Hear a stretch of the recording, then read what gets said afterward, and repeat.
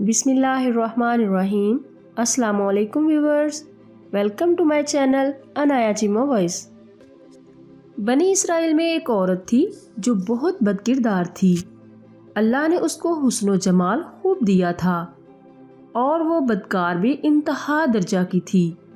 پوری بستی کے ساتھ اس کے تعلقات تھے۔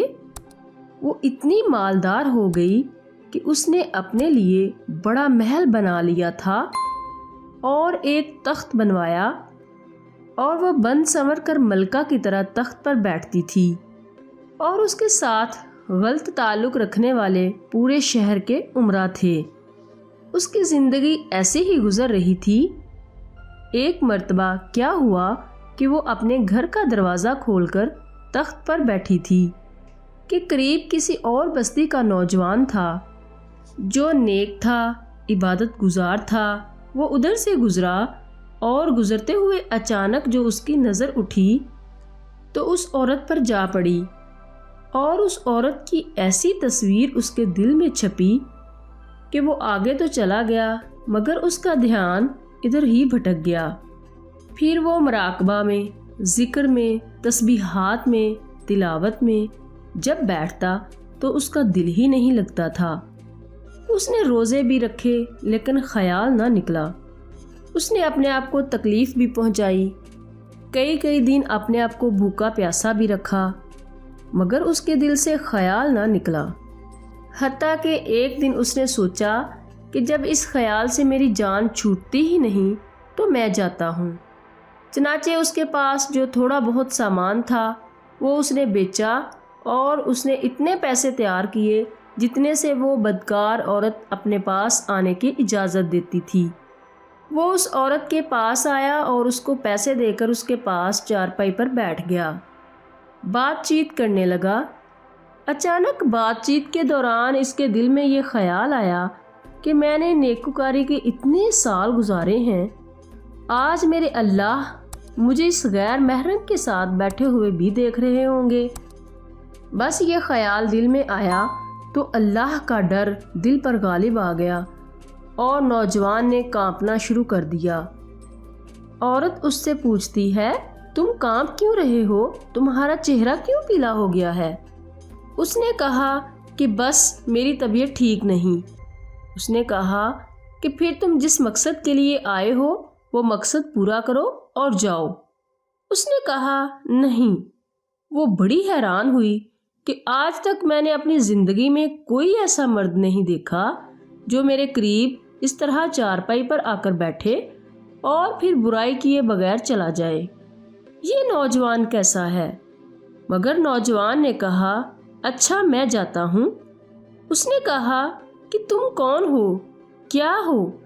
اس نے بتایا کہ میں اس نام کا بندہ ہوں، فلاں بستی کا ہوں، اور میرے دل میں یہ خیال آ رہا ہے کہ میں نے اتنی عمر مسلے پر بیٹھ کر گزار دی، آج میرا اللہ مجھے تیرے ساتھ بیٹھے ہوئے بھی تو دیکھ رہا ہے۔ بس اس کے بعد اس نوجوان کی آنکھوں میں آنسو آ گئے اور وہ چل پڑا۔ اب وہ چلا تو اس عورت کو جو تھوڑی دیر کی صحبت ہو گئی اس کی برکت اس کو مل گئی۔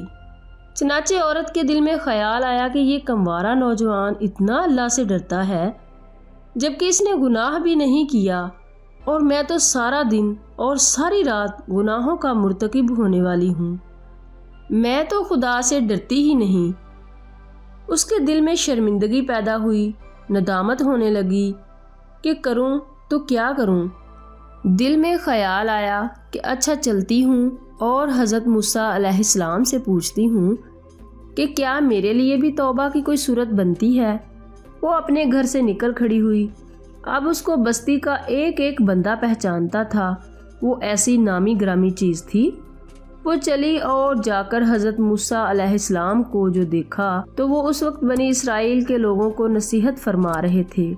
اس نے کسی آدمی کے ذریعے پیغام بھیجا کہ حضرت موسیٰ علیہ السلام سے جا کر کہو کہ میں آپ سے ملنا چاہتی ہوں۔ اب جس کو پیغام دیا وہ بیوقوف تھا۔ کچھ پیغام پہنچانے والے بھی تو بیوقوف ہوتے ہیں، جس کو ڈھنگ ہی نہیں آتا پیغام پہنچانے کا۔ اس خدا کے بندے نے سیدھا جا کر سب کے سامنے کہہ دیا کہ حضرت آپ سے فلاں عورت ملنے آئی ہے۔ حضرت موسیٰ علیہ السلام نے نام سنا تو آپ کو بہت جلال آیا کہ لوگ کیا سوچتے ہوں گے کہ ایسی عورت ان سے ملنے کے لیے آئی، ان کا کیا تعلق اس سے۔ حضرت موسیٰ علیہ السلام نے غصے میں کہہ دیا کہ اس سے کہو چلی جائے، میں اس سے نہیں ملنا چاہتا۔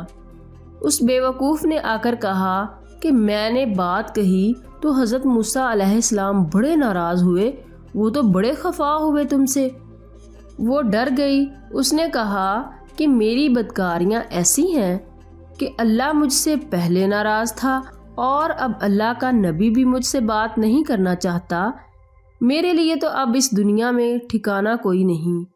بڑے اداس اور بوجھل قدموں کے ساتھ وہ وہاں سے واپس آئی اور اسے سمجھ نہیں آ رہی تھی کہ وہ کیا کرے۔ اب وہ حیران تھی کہ اللہ کے نبی علیہ السلام نے بھی میرے ساتھ بات کرنا گوارا نہ کیا، میں اتنی گری ہوئی چیز ہوں کہ وہ بات کرنا بھی نہیں چاہتے۔ چنانچہ وہ گھر آئی، اس نے گھر کی کنڈی لگائی۔ اس نے اپنے کسی بڑے سے سنا ہوا تھا کہ بندہ جب اپنے رب کو منانا چاہے تو اس کو چاہیے کہ وہ اس کے سامنے سجدہ کرے۔ چنانچہ اسے اور کوئی طریقہ آتا نہیں تھا، گھر کی کنڈی لگا کر ایک جگہ اس نے اللہ کے سامنے سجدہ کیا، دل سے یہ کہہ رہی ہوگی میں تیرے سامنے جھک رہی ہوں خدا، میرا کوئی نہیں اللہ تیرے سوا۔ اسے پوری دنیا میں اور کوئی نجات کا راستہ نظر نہیں آتا تھا۔ پھر اللہ کی شان دیکھیے اس نے رات گزاری۔ اگلے دن اس کے دل میں خیال آیا کہ میں عورت ذات ہوں، اکیلی مکان میں رہتی ہوں، ایک میری خادمہ ہے، تو میں اگر نیت کر بھی لوں تو جتنے لوگوں نے میرے ساتھ بدکاریاں کی ہیں وہ تو مجھے اس میں نہیں رہنے دیں گے، تو بہتر یہ ہے کہ میں اس جگہ کو چھوڑ کر چلی جاؤں۔ تبھی اس نے فیصلہ کر لیا کہ میں یہاں سے چلی جاتی ہوں۔ اس نے اپنے آپ کو ایک سادہ سے کپڑے میں لپیٹا تاکہ کوئی کپڑوں کو اور حسن جمال کو نہ دیکھے کہ کون جا رہی ہے۔ پھر اس نے سوچا عورت ذات ہوں، کہاں جاؤں؟ دل میں خیال آیا کہ وہ جو نیک نوجوان تھا جس کے دل میں اللہ کا اتنا خوف تھا کہ وہ اللہ کے ڈر سے کانپ رہا تھا، کیوں نہ میں اس نیک بندے کے پاس چلی جاؤں اور اس کی خادمہ بن کر رہ جاؤں، ممکن ہے وہ مجھے نکاح میں ہی قبول کر لے۔ یہ اس بستی کی طرف چل پڑی۔ چنانچہ ڈھونڈتے ہوئے یہ اس بستی میں اس کے گھر پہنچی اور گھر والوں سے کہا کہ میں فلاں بندے سے ملنے کے لیے آئی ہوں، تو انہوں نے کہا کہ اس کا ذکر و عبادت کا معمول ہے اور وہ کمرے سے اتنے بجے نکلتا ہے، تم انتظار کر لو۔ چنانچہ اس نے کہا بہت اچھا۔ یہ انتظار میں بیٹھ گئی۔ جب انتظار کرنے بیٹھی ہوئی تھی تو اچانک اس نوجوان نے دروازہ کھولا اور اس کی نظر اس عورت پر پڑی۔ یہ سامنے بیٹھی ہوئی تھی۔ جب نوجوان نے عورت کا چہرہ دیکھا تو اس کو اپنا وہ وقت یاد آ گیا کہ وہ کون سا وقت تھا، میں اپنے مسلح کو چھوڑ کر بالآخر اس کی چارپائی پر جا بیٹھا تھا۔ تو اس نوجوان کے دل پر خوف طاری ہو گیا کہ کہیں یہ میرا ایمان خراب کرنے تو یہاں نہیں آ گئی۔ میں نے تو اتنی مشکل سے اس کا تصور ذہن سے نکالا تھا۔ تو نوجوان پر اتنا خوف طاری ہوا کہ وہیں پر گر پڑا اور اس کی جان ہی چلی گئی۔ اب اس کی وفات پر گھر والے بھی رنجیدہ اور اس عورت کو بڑا ہی غم تھا۔ خیر 3 دن کے بعد اس عورت نے اس کے گھر والوں کو بتایا کہ میں تو اس نیت سے آئی تھی، تو انہوں نے کہا کہ اب تو وہ اس دنیا سے چلا گیا، اس کا ایک بھائی ہے، اگر تم مناسب سمجھو تو ہم اس سے پوچھ لیتے ہیں، اگر وہ تمہارے ساتھ نکاح کر لے تو تم اس کے ساتھ نکاح کر لو۔ اس نے کہا ٹھیک ہے۔ جب بھائی سے پتہ کیا تو اس نے کہا ٹھیک ہے، اگر پہلے یہ ایسی عورت رہی ہے اور اب توبہ کی نیت کر چکی ہے تو میں اس عورت کو اپنے نکاح میں قبول کر لوں گا۔